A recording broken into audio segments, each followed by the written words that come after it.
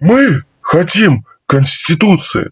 Мы хотим отмены крепостного права. Расходитесь, иначе вы все будете утоплены в крови.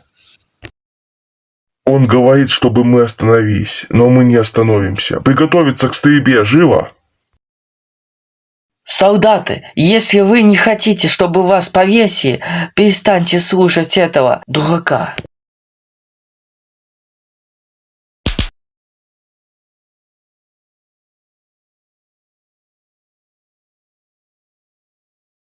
К бою!